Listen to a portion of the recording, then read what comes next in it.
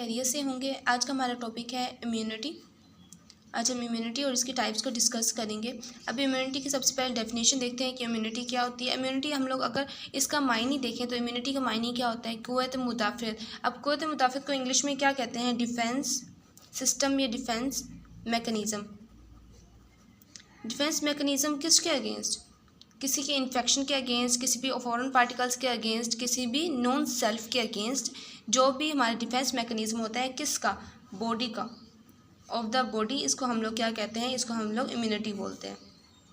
Immunity क्या होगी, defence mechanism of the body. और इसकी सेकंड डेफिनेशन क्या है, the reaction of the body towards any foreign substance और नॉन सेल्फ। एक तो ये इसकी डेफिनेशन होगी, दूसरी क्या इसकी डेफिनेशन हो सकती है कि reaction of the body, body का रिएक्शन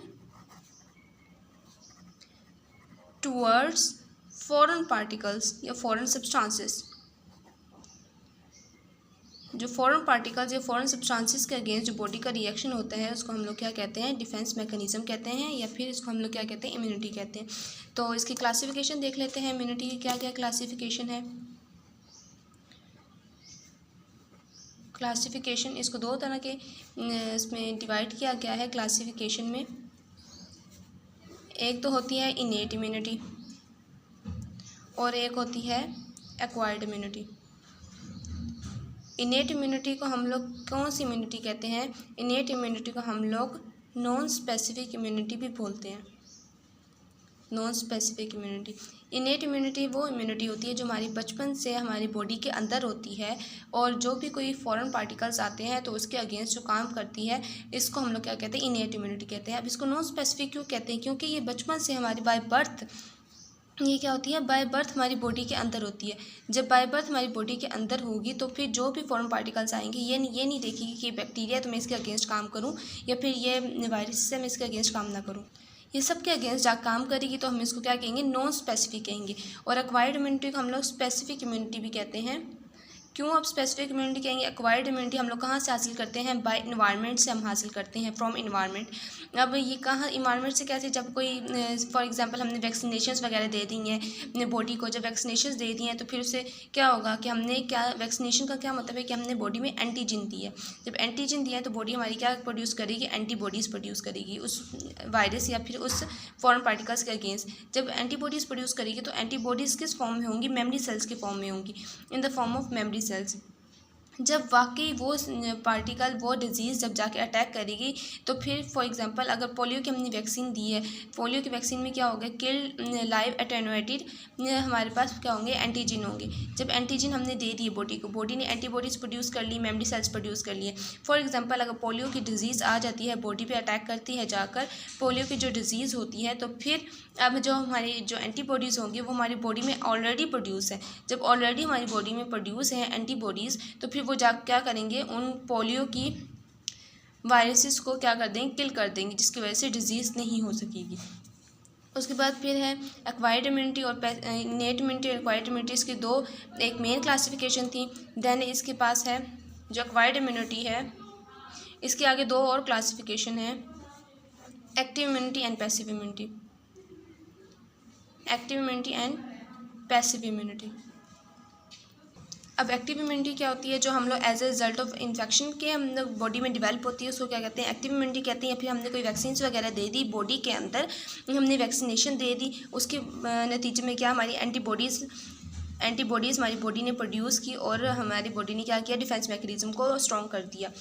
उससे फिर या फिर पैसिव इम्यूनिटी, पैसिव इम्यूनिटी क्या होगी कि पैसिव इम्यूनिटी कि हमने एंटीबॉडीज़ इनोकुलेट कर दी, इनोकुलेट बॉडी में पैसिव एंटीबॉडीज़ हमने खुद इनोकुलेट कर ली, बॉडी ने नहीं बनाई एंटीबॉडीज़, हमने डायरेक्ट बाहर से सिर्फ एंटीबॉडीज़ अंदर डाली बॉडी के ताकि वो डिफेंस मैकेनिज्म कर सके, तो इसको हम लोग क्या कहेंगे, पैसिव इम्यूनिटी कहेंगे। एक्टिव इम्यूनिटी में बॉडी खुद काम करती है, बॉडी खुद एंटीबॉडीज़ बनाती है। पैसिव इम्यूनिटी में बॉडी काम नहीं करती, हम लोगों ने खुद एंटीबॉडीज़ बाहर से हम इनोकुलेट करते हैं।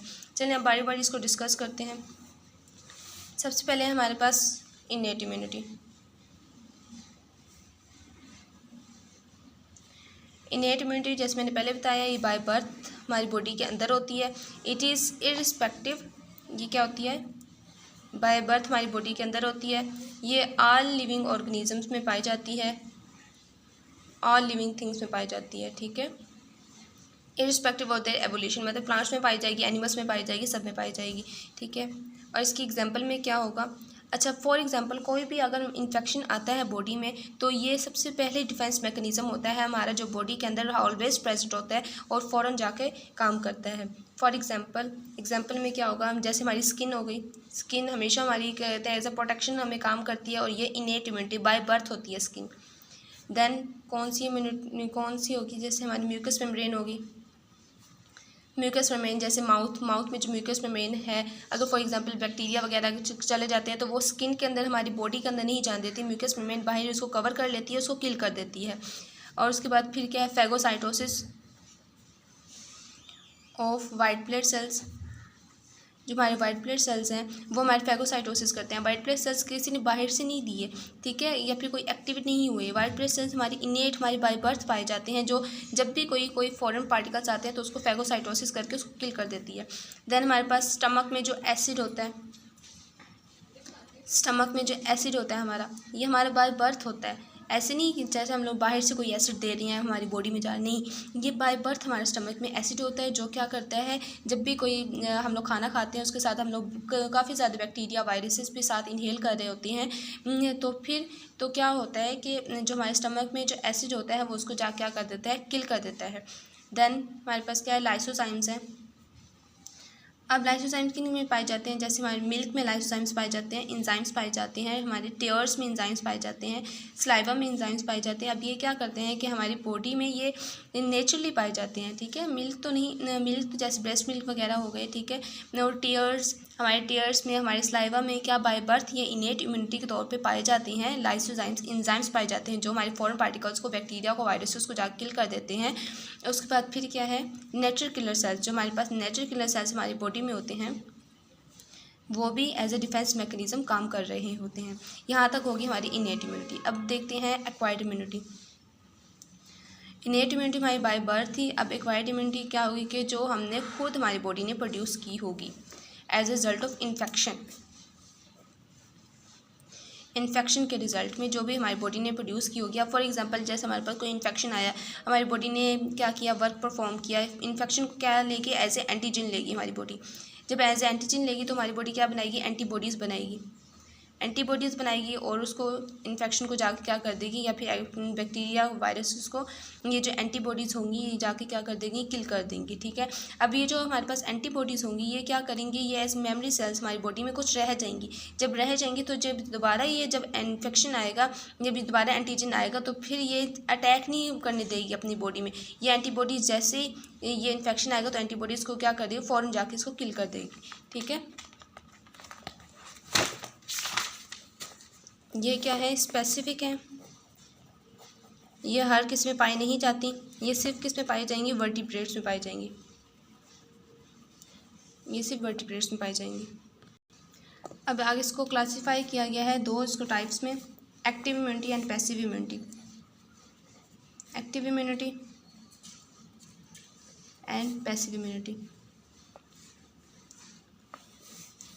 Active immunity and passive immunity, ठीक है। एक्टिव इम्यूनिटी क्या होगी कि जो हमारी बॉडी खुद मेहनत करके जो एंटीबॉडीज़ प्रोड्यूस कर रही है उसको क्या कहेंगे, हम एक्टिव इम्यूनिटी कहेंगे।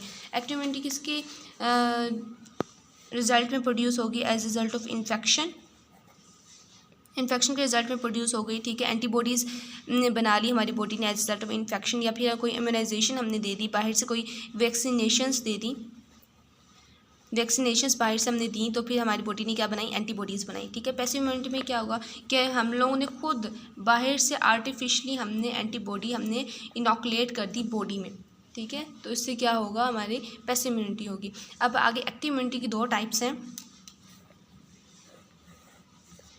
एक आर्टिफिशली, एक naturally acquired active immunity and artificially acquired active immunity.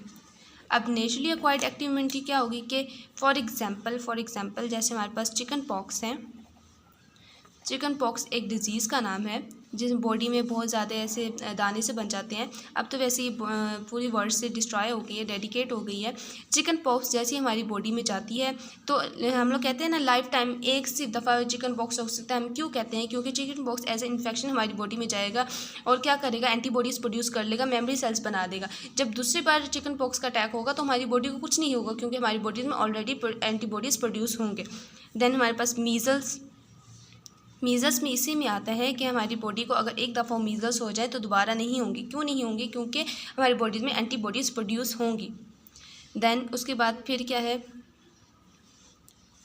जैसे हम लोग पोलियो की बात कर लें। पोलियो में भी ऐसे अगर एक दफ़ा पोलियो की वैक्सीनेशन हम दे दें तो फिर क्या होगा कि दोबारा पोलियो नहीं होगा। डिप्थीरिया,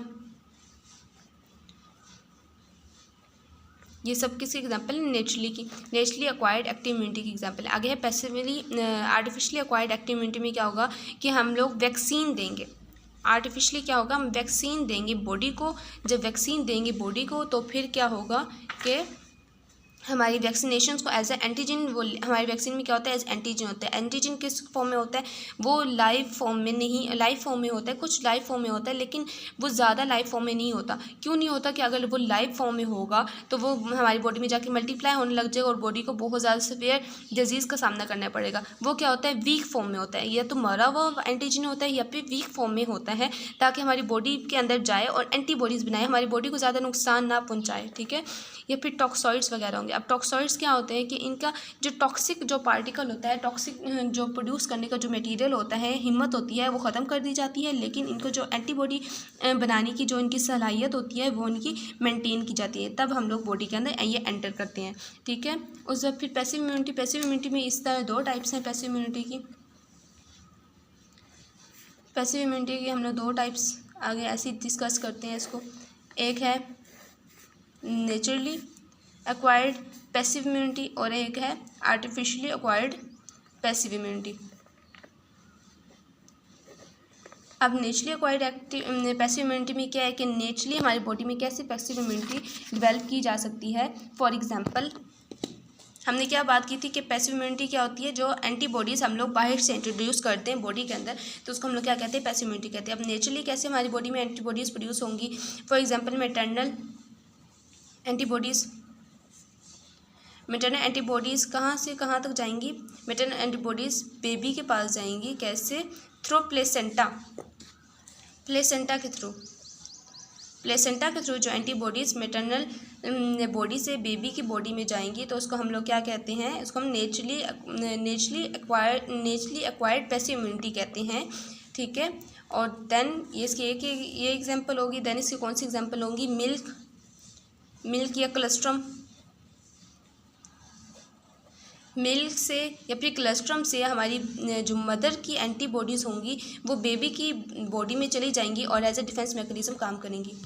उसमें फिर आर्टिफिशियली हम बात करें तो आर्टिफिशियली में क्या आता है? हमने एंटीबॉडीज़ देनी है बॉडी को। अब एंटीबॉडीज़ कैसे देंगे? हम लोग आर्टिफिशियली प्रिपेयर, जो हमारे पास एंटीबॉडीज़ हम लोग लैब में प्रिपेयर करते हैं वो हम बॉडी के अंदर डाल देंगे, तो इससे क्या होगा? डिफेंस मैकेनिज्म एक्टिवेट हो जाएगा। देन हमारे पास क्या होगा कि हम लोग कोई ब्लड ले लें। ठीक है, ब्लड या सीरम वगैरह ले लें, ब्लड या सीरम ले लें किसी बॉडी से। कौन सी बॉडी से? कि ऐसी बॉडी से कि जिसको अभी डिजीज़ हुई है और उसकी बॉडी में एंटीबॉडीज़ प्रोड्यूस हुए में है। ठीक है, फॉर एग्जांपल एक ये पर्सन है, ये बिल्कुल ठीक है, और एक ये पर्सन है जिसको डिजीज़ हुई है। ठीक है, अब डिजीज़ हो गई है इसे, उसके बाद इसने क्या किया? इसकी बॉडी में एंटीबॉडीज़ प्रोड्यूस हो गई हैं, इसके ब्लड में एंटीबॉडीज़ हैं, तो हमने क्या किया? इसकी बॉडी से हमने इसके ब्लड से एंटीबॉडीज़ ली, इसके ब्लड को लिया और इस हेल्दी पर्सन के में अंदर इनोकुलेट कर दिया। ठीक है, इस हेल्दी पर्सन में इनोकुलेट कर लिया तो इस हेल्दी पर्सन में क्या हो गया? अब डिफेंस मैकेनिज्म एक्टिवेट हो गया। ठीक है, ये इसकी क्या थी? एग्जांपल थी। अब ये क्या थे? नेचुरली एक्वायर्ड पैसिव इम्यूनिटी थी, आर्टिफिशियल एक्वायर्ड पैसिव इम्यूनिटी थी। पैसिव इम्यूनिटी में मेनली क्या होती है कि हमारे पास एंटीबॉडीज हम देते हैं। ठीक है, चाहे वो नेचुरली हो चाहे वो एक्टिवली हो। ठीक है, आर्टिफिशियली हो। अब इसके बाद हम डिफरेंस पढ़ते हैं कि एक्टिव इम्यूनिटी और पैसिव इम्यूनिटी का क्या डिफरेंस है। Active immunity and passive immunity. चलिए अब इसका डिफरेंस देखते हैं कि इन दोनों में क्या क्या डिफरेंस है। जो एक्टिव इम्यूनिटी होती है इसका ड्यूरेशन ऑफ प्रोटेक्शन क्या होता है? लॉन्ग लास्टिंग होता है।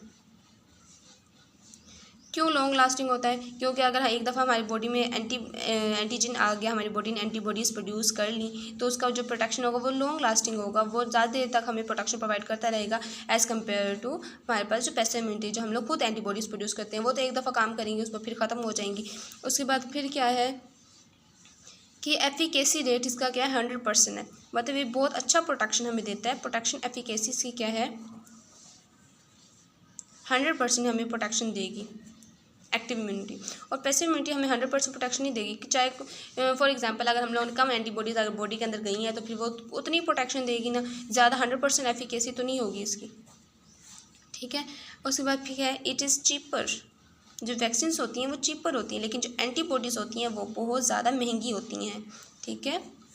उसके बाद फिर क्या है, फ्यू साइड इफ़ेक्ट्स होते हैं इसके, फ्यू साइड रिएक्शंस होते हैं, लेकिन इसके साइड रिएक्शंस क्या होते हैं, बहुत ज़्यादा होते हैं। इसलिए कहते हैं एंटीबॉडीज़ जो होती हैं वो हम लोगों को ध्यान से बॉडी में इनॉकुलेट करनी चाहिए, क्योंकि इसके बहुत ज़्यादा साइड रिएक्शंस होते हैं, साइड इफेक्ट्स होते हैं इसके। लेकिन वैक्सीन के साइड इफेक्ट्स हमने बहुत कम ही देखे होंगे। वैक्सीन के साइड इफेक्ट्स या तो फीवर हो जाता है, वो तो आम रूटीन में जब बॉडी मैकेनिज्म कर रही होती है तो वो तो वैसे ही हो जाता है, लेकिन साइड इफेक्ट्स के बहुत ज़्यादा कम होते हैं, ठीक है। यहाँ तो थी इसकी सारी हमारे पास टाइप्स थी। हमने क्या कौन कौन सी टाइप्स पढ़ी, क्लासिफिकेशन पढ़ी, active immunity, passive immunity, innate immunity and उसके बाद इनेट इम्यूनिटी, एक्वायर्ड इम्यूनिटी हमने डिस्कस किया। इनेट इम्यूनिटी बाय बर्थ होती है, एक्वायर्ड इम्यूनिटी स्पेसिफिक इम्यूनिटी होती है जो हम लोग खुद बॉडी में एंटर करते हैं। एक्वायर्ड इम्यूनिटी में आगे टाइप्स है active immunity, passive immunity. Active immunity में आगे दो तरह की होती है, naturally acquired active immunity and passively acquired active immunity, और आर्टिफिशियल एक्वायर्ड एक्टिव इम्यूनिटी और पैसिव इम्यूनिटी में क्या होती है, ये भी नेचुरली और एक्टिव आर्टिफिशियली दोनों हम लोग देते हैं। तो थैंक यू सो मच, ये हमारा था टॉपिक आज।